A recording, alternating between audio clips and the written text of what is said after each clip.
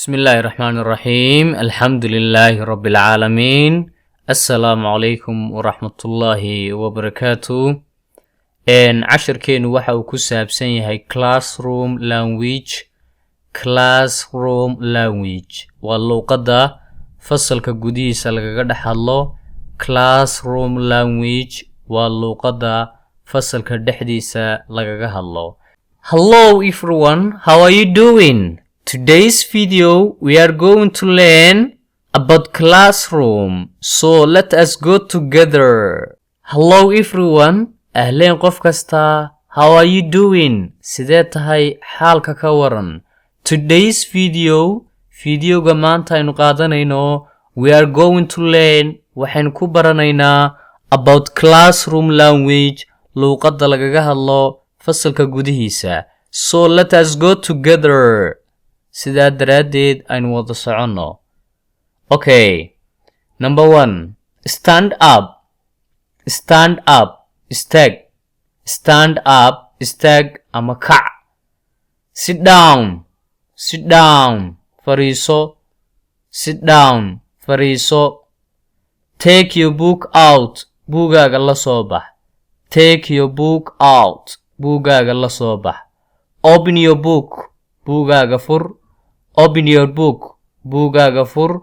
Close your book, buugaaga isku laab ama xir. Put your book away, xaree buugaaga. macna buugaaga waxaad gelinaysaa ama ku xareynaysaa shandada ama miiska oo kale. Put your book away, buugaaga xareyso. Be quiet, aamus. Don't talk, ha hadlin. Erase the board, sabuurada masax. Make groups, koox ahaan u sameeya. Work in groups, koox ahaan u shaqeeya. Write on the board, sabuurada ku qor. Help each other, iscaawiya qofba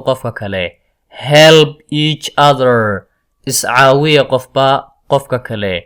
Raise your hand, gacanta taag. Speak in English, ku hadal Ingiriisi ku hadal. Don't cheat, ha qishin.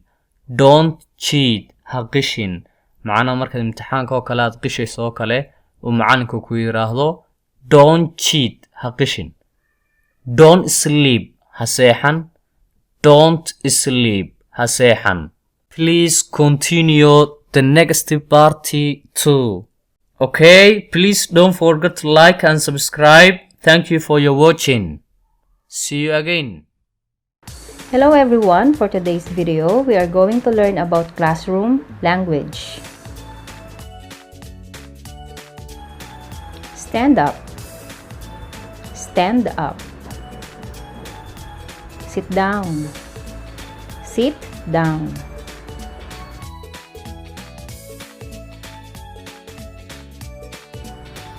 Take your book out.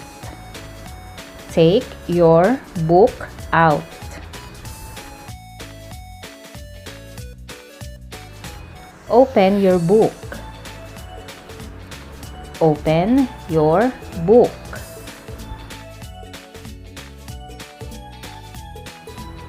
Close your book.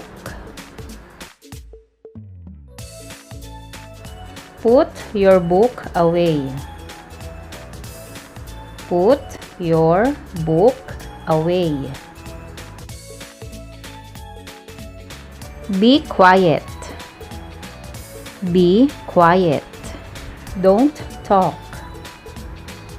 Don't talk.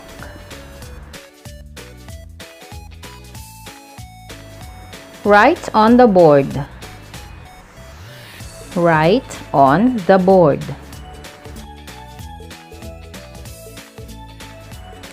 Erase the board. Make groups. Make groups. Work in groups. Work in groups. Help each other. Help each other. Raise your hand. Raise your hand. Speak in English. Speak in English.